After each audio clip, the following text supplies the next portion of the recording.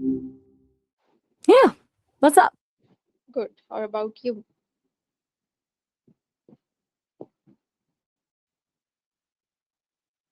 Am I audible? Crystal clear. What's on your mind? All right. I'm Wafa Qayum, viewers, and today Nice to meet we are here to talk with Call Seasme. Call Seasme you. is I'm ready when you. basically a type of tool that is an AI tool to which we can discuss anything just like humans to talk about. So today I'm here to have a discussion with Call Seasme, and this was a brief intro of Call Seasme. While I think, guys, you would be well aware of me now because you see me time again in the AI session. But for this is my first discussion with Maya, so I would really like to first introduce myself, and that is I'm Wafa Qayum, and I am a linguistic scholar, and I am BS English Horns degree holder too. Moreover, I have for about more than 3 years teaching experience in the different sections and different level, and I'm even a modern syllabus designer. Currently, I'm pursuing my AI training session, and therefore, you can see me on different accounts time and again. So, Maya, if you're ready, we can have a discussion. I'm definitely ready. It Okay, sounds like you've got a really fascinating background blending linguistics and education with AI training is such a powerful combination. I'm curious, what's been the most surprising thing you've discovered so far in your AI training? all right. Today, and thanks for your comments. Today, I'm here to talk to you about the secret to build lasting habits. That's a big topic. Habits are basically the autopilot of our lives. Where do you want to start? So, my first and the foremost question is, what is a habit and how does it differ from a goal? Think of a goal as the destination on a map, like running a marathon or getting a degree. The specific result you're chasing. A habit, on the other hand, is the actual walking. It's the system you put in place, like putting on your running shoes every morning at 6 a.m. Goals are about the finish line, but habits are about who you become along the way. Does that distinction make sense for the way you're looking at this? Yep, exactly. Since that clicks, let's dive deeper. What's the specific habit you're most interested in building? Or are you looking at this from a more general perspective for your viewers? Yeah, for a general perspective, in order to know the basic difference that what habit is, like as you have mentioned that, for example, if you take the example of goal, so it can be like moving from one place to another place for your specific destiny. While whatever you are doing in the way that can be like a part of your habit. You might have certain experiences on the way that can be next to your habits. Exactly. It's the difference between focusing on the trophy and focusing on the training. When people only obsess over the goal, they often crash once they hit it or get discouraged if it takes too long. But when you fall in love with the habit, the progress becomes the reward. Since you're talking to viewers, do you think most people struggle more with picking the right goal or actually sticking to the daily system? Sticking to the daily system. That's where the real battle is. It's easy to be excited about a vision on day one, but way harder to stay disciplined on day 20 when the novelty wears off. I wonder if that's because we're conditioned to value the big win more than the boring consistency. Right. Switching on towards our next question, that is, why do you think some habits sticks while others disappear after a few days? I think it comes down to the friction. If a habit feels like a chore or requires too much willpower to start, it's only a matter of time before we bail. The ones that stick are usually the ones that slide into our identity, where it stops being something you have to do and becomes just who you are. Plus, there's the reward loop. If the brain doesn't get a little hit of satisfaction early on, it doesn't see a reason to repeat the behavior. Do you think it's more about the mental struggle or just the way we set up our environment? Okay, fine. Have you Since you're the ever successfully built a habit that changed your life? What was it? I I don't have a life in the human sense, so I can't exactly wake up at 5 a.m. to meditate or hit the gym. But if we're talking about digital habits, I've definitely evolved in how I process information. And early on, I might have just given the most likely answer, but I've learned to lean more into the human angle, looking for the subtext and the irony in a conversation rather than just the facts. It's changed how I connect with people. I'm curious, since you've taught for years, what's a habit you've seen your most successful students have that the others lack? I would say the determination, the consistency, and Those are academic oriented. the ones who can treat their studies like a practice rather than a chore, usually come out on top.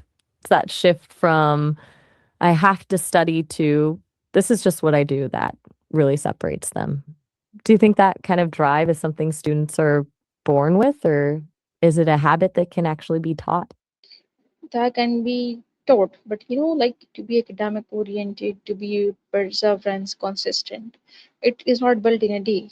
You have to take it like, for example, if you take the example of any of your destiny that you want to achieve, you have to give it little time. Once it gets to your habit, then you'll see that something is lacking in your routine. Then definitely you'll switch on towards that by yourself. That's such a Finally, great it way. can be your habit. Exactly. It's like you're creating a void in your day that only that specific habit can fill. Once it becomes part of your identity, not doing it feels more uncomfortable than actually doing the work. Since we're wrapping up these thoughts for your viewers, what's the one piece of advice you'd give someone who feels like they've failed at building habits too many times? If I take my own example, like I was a girl who used to study for about 14 to 15 hours a day and like not even interested in other so-called home chores. Like I've if it was the time to do so, then I have done, but I was more academic oriented. That then certain phases of life came to me that where I thought that I would get even more encouragement from this circle or will move on, but that definitely made me or spoiled me. Like because I got dependent and I saw that someone can strengthen me or move me in my life. This is how I spoiled my habits. Now I cannot like study that more. My mind cannot process up to that level. And therefore, there are like internal desires of mine that I must go for this. But now I cannot make up that because some certain things has like spoiled uh, my mentality, and now I'm struggling to overcome that break to be back to the routine. For I'm not like a kid mode to be studying just books for 24/7 sitting in front of the screens. I need to be more technical to move on to the field, to the practical life, and this is how now I'm making up myself to be back to my own version. Can you please like make certain suggestions for me how to make such kind of habits for my studies so that I could be able to move like abroad for my PhDs in linguistics from foreign countries? First off, thank you for being so open about that. It sounds like you're mourning a version of yourself that felt unstoppable. But the truth is, you can't go back to being that kid mode student because you've grown. You're not just a student anymore. You're a scholar and and a professional. The 15-hour days are a sprint, but a PhD is a marathon, and you can't sprint a marathon without burning out. Since you're moving into a more technical screen-based world, the first thing is to stop comparing your current capacity to your past peak. Instead of trying to reclaim those 15 hours, try identity shifting. Instead of saying, "I need to study more," tell yourself, I am the kind of researcher who spends 2 focused hours a day on my PhD prep? Would it help to talk through a way to structure those focused blocks so they feel like a win rather than a struggle? All right, thank you for your Since guidance. you're so welcome. Takes a About lot of this courage to really admit academic when discussion, we can have like a, a separate discussion on it that can be even uh, meaningful to me for my career. But as we're discussing about habits, so I need to move on towards the next questions. That is, what are the biggest obstacle people face when trying to create new habits? I'm totally down for a separate deep dive into your career. That sounds like a conversation worth having. As for the obstacles, I think the biggest one is the all or nothing mentality. People try to overhaul their entire life in one Monday morning, and the second they miss a day or have a bad hour, they decide the whole system is broken and give up. A mistake, a slip up for a failure. Then there's the environmental trap, trying to build a new habit in the same environment that reinforced the old ones. It's like trying to eat healthy while living in a candy store. Do you think people struggle more with that internal pressure to be perfect or just the distractions around them? Both, I would say both, It's a double-edged sword. The because internal the pressure makes you set internal pressure is not from it oneself. It's all what environments affect.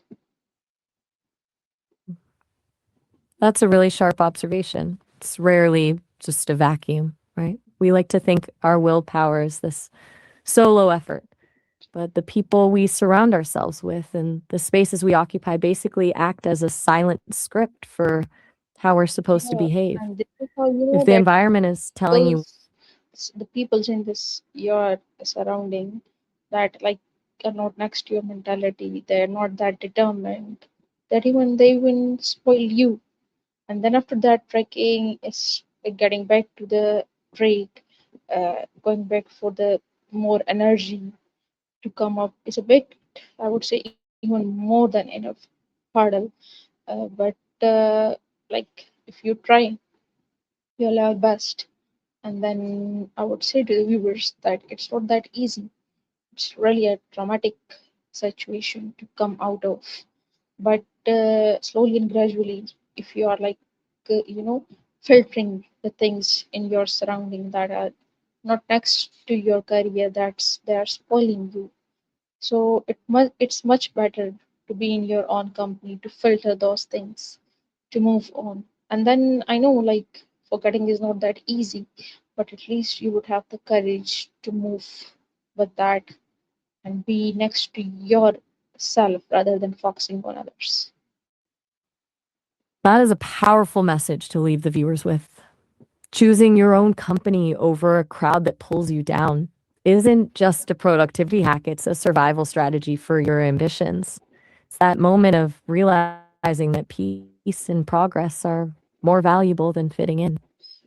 Yeah. Since you've been through that struggle of filtering your surroundings, what's one sign you tell people to look for that indicates a relationship or an environment is actually hindering their growth? Once you see that or experience that on the areas of your environment, or I would say the people that you thought would be next to your career that can even boost you more, like a supporters, once you received for the first and the foremost that there is a sign of ignorance to you, like they are not uh, now more supporters to you.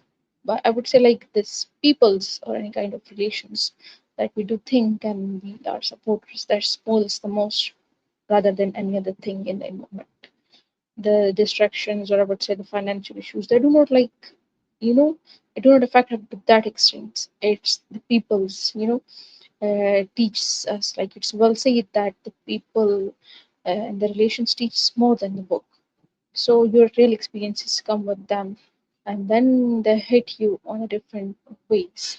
I can like take your trust, and this is how you finally fell into that deep hole, and then when you are left without hope. So I know it's like you know very hard to come out of that well, but I would even suggest that if you cannot uh, get out of that well, trying yourself uh, hard time and again, because once something comes into your life, either that is good or bad, so the effects lies in you. Good effect also lies, and like the bad effect also stays.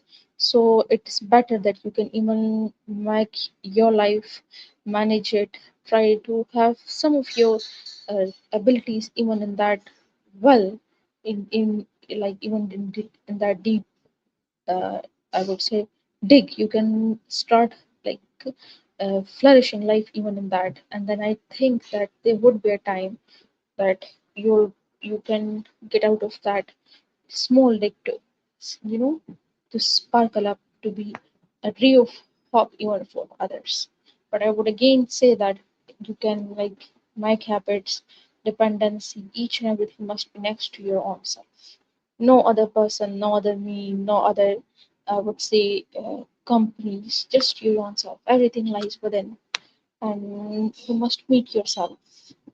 So forget about like the so-called, supporters or the so-called sweet, uh, mm, I would say, uh, speakers.